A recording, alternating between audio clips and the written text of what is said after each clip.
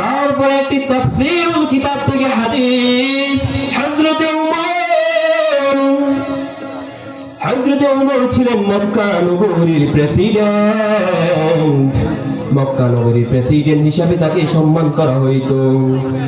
মক্কা নগরের নাবান্দার মধ্যে হযরতে উমরের সন্তান মক্কা নগরের নাবান্দার মধ্যে দেখলো বেহুশ হয়ে পড়ে রয়েছে। এটা কে? মক্কা নগরের নাবান্দার মধ্যে বেহুশ হয়ে পড়ে রয়েছে, এটা কে? মক্কা নগরের বাসিন্দারা বলল, এটা কে? এক মুসল্লি গ্রাম ওই লোকটাকে ধরাধরি করে তুললো, ধরাধরি করে বলল, এটা কে? এই মক্কা নগরের নাবান্দার মধ্যে এটা কে পড়ে রয়েছে বেহুশ অবস্থায়? হতাশাগ্রস্ত হয়ে গেল। তারপরে বলল, দেখো এটা কে? মক্কা নগরের বাসিন্দারা বলল, এটাকে চিনতে পারো? এক ভাই অপর ভাইকে প্রশ্ন করে, এটা কে? এক সাহাবা ইকরামকে বলল, ও ভাই দেখো এটাকে, এই লোকটাকে চিনতে পারো কিনা? এক সাহাবা ইকরাম মসজিদের মুয়াজ্জিন ছিল, হযরতে উমর ছিল ওই মক্কা নগরের প্রেসিডেন্ট হিসাবে তাকে সম্মান করা হইতো। মক্কা নগরের প্রেসিডেন্ট এটা হলো ওই উমরের সন্তান। মদ পান করে যখন গভীর রাত্র হয়ে গিয়েছে, বাড়ি ফেরার পথে বেহুশ হয়ে পড়ে গিয়েছে। ওই মক্কা নগরের নাবান্দার মধ্যে গিয়ে বেহুশ হয়ে পড়ে রয়েছে। এটা হলো মক্কা নগরের প্রেসিডেন্ট হিসাবে যাকে সম্মান করা হইতো, ওর সন্তান হলো ওই হযরতে উমরের। হযরতে উমর রাদিয়াল্লাহু তাআলা আনহুর কাছে নিয়ে গেল কলিজার টুকরা আব্দুল্লাহ। এক ভাই বলল, এটা তো হযরতে উমর রাদিয়াল্লাহু তাআলা সন্তান, কলিজার টুকরা আব্দুল্লাহ। ভাইরা আমার, বন্ধুরা আমার, গভীর মনোযোগ দিয়ে শুনতে হবে। ও যুবক ভাইরা, এখান থেকে হলো তোমাদেরকে নিয়ে আলোচনা। আল্লাহ পাক রব্বুল আলামিন তখন বলল, উমর এটা তোমার সন্তান। হযরত উমরের সন্তান আব্দুল্লাহ রাদিয়াল্লাহু তাআলা ওই মক্কা নগরের নাবান্দার মধ্যে বেহুশ হয়ে পড়ে রয়েছে। মদ পান করে বেহুশ হয়ে পড়ে রয়েছে। মক্কা নগরের বাসিন্দারা বলল, এটা হলো মক্কা নগরের প্রেসিডেন্ট হিসাবে যাকে মানা হইতো ওই উমরের সন্তান। উমর তো লজ্জিত, মাথা তুলতে পারে না, নিজ দিয়ে নিচের দিকে তাকিয়ে চলে যাইতেছি। উমর ছিল মক্কা নগরের প্রেসিডেন্ট। এই যুবক ভাই, গভীর মনোযোগ। উমর ছিল মক্কা নগরীর প্রেসিডেন্ট। সাহাবায়ে কেরামরা বলল, ও উমর তোমার সন্তান, তুমি প্রেসিডেন্ট, তোমার সন্তান মক্কা নগরের নাবান্দার মাধ্যমে মদ খেয়ে বেহুশ হয়ে পড়ে রয়েছে। এটার বিচার কি হবে? সামনে আলোচনা আসতেছে। ও ভাইরা আমার, গভীর মনোযোগ, সামনে আলোচনা আসতেছে। এবার বলল, ও উমর তোমাকে যে সম্মান করা হইতো, আজকে তোমার সম্মান কোথায় গেল? উমর তো লজ্জিত হয়েছে, লজ্জাভূত হয়ে গিয়েছে। উমর নিচের দিকে তাকিয়ে ওই মক্কা নগরীর নাবান্দার মাঠ থেকে চলে গিয়েছে বাড়িতে। হযরতে উমরের স্ত্রী বলল, ও উমর আপনি এমন হতাশাগ্রস্ত হয়ে পড়েছেন কেন? মাথার ঘাম সারা শরীর ঘেমে গোসল যেরকম হয়ে যায়, গোসল অবস্থা হয়ে গিয়েছে ওই উমরের। কেন হয়ে গিয়েছে? মক্কা নগরীর প্রেসিডেন্ট হিসাবে তাকে সম্মান করা হইতো, আজকে আমার সম্মান কই গেল? এই বেয়াদবটার জন্য আমি মক্কা নগরের সাহাবায়ে কেরামদের সামনে আমি মুখ নিয়ে দাঁড়াতে পারবো না। মক্কা নগরের সাহাবায়ে কেরামরা বলল, ও উমর এটা বিচার কি হবে? উমর বলল, এটার ভয়াবহ বিচার হবে। আমি মক্কা নগরের প্রেসিডেন্ট হয়েছি, কি হয়েছে তাতে? এটার বিচার ভয়াবহ পরিস্থিতি শুরু হয়ে যাবে। মক্কা নগরের নাবান্দার মধ্যে নিয়ে ওই সহকর্মী হযরতে উমর সহকর্মী ছিল একটি জল্লাদ। জল্লাদকে ডাক দিয়ে বলল, ও জল্লাদ, যা হযরতে উমরের অর্ডার পালন করার জন্য ছুটে গেল। ঘর থেকে গিয়ে একটি বড় চাবুক নিয়ে আসলো। ওই উমর বলল, উমর, এই নেন চাবুক।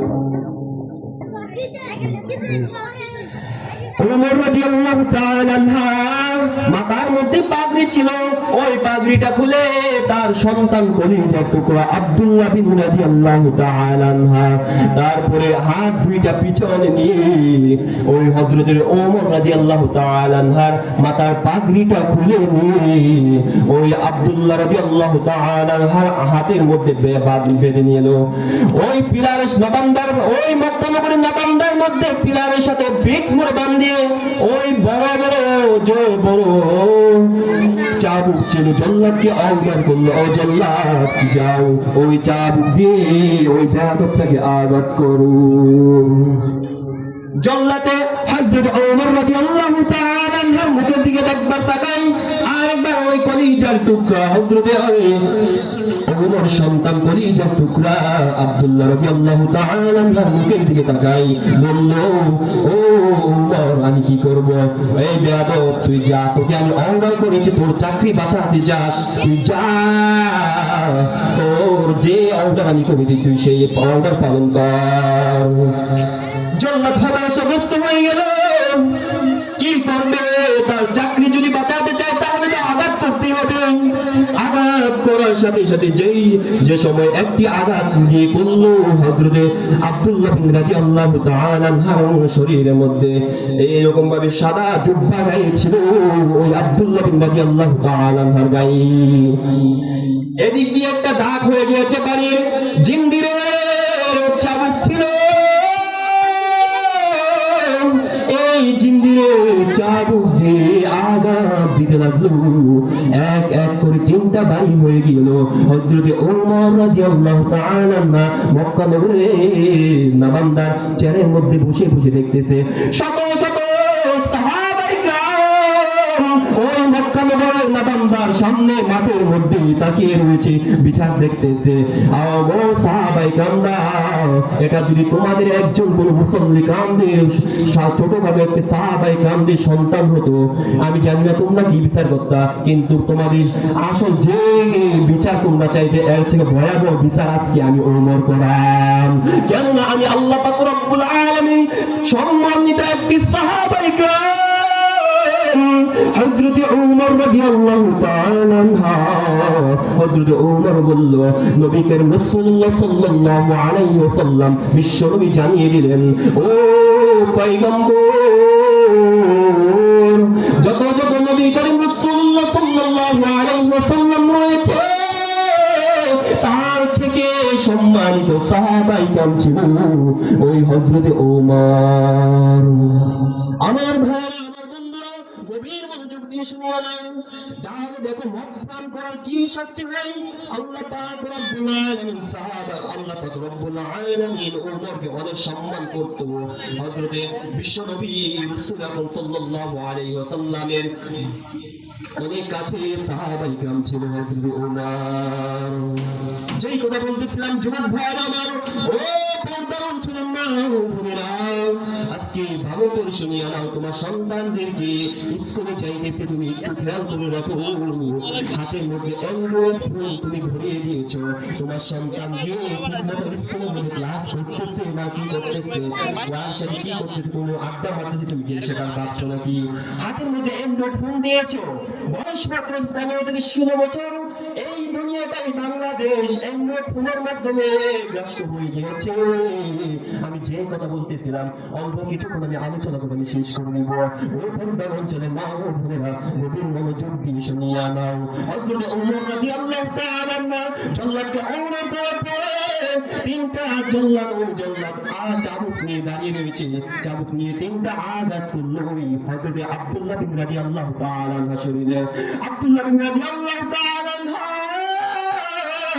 তাকিয়ে রয়েছেন ওই ওমরের মুখের দিকে, আর চোখ দিয়ে অশ্রু জোরে জোরে পড়তেছে।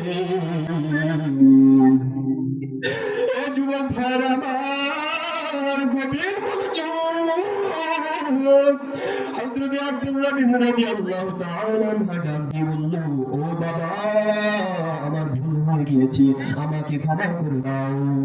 হযরত আব্দুল্লাহ বিন রাদিয়াল্লাহু তাআলা আনহু বলল, এই কথা বলার পরে হযরত আব্দুল্লাহ বিন রাদিয়াল্লাহু তাআলা আনহু ডাক দিয়ে বলল, ও ওমর, আমাকে ক্ষমা করে দাও।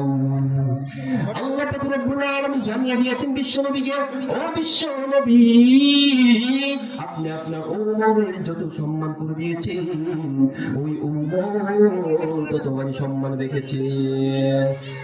সম্মানিত মুহতারাম হাজিরিন, সময় অল্প থাকার কারণে আলোচনা সংক্ষিপ্ত করছি। যে কথা বলেছি আল্লাহ পাক রব্বুল আলামিন আমাদেরকে বুঝে এবং মেনে আমল করার তৌফিক দান করুন। আমিন। ওয়া আখিরু দাওয়ানা আনিল হামদুলিল্লাহি রাব্বিল আলামিন।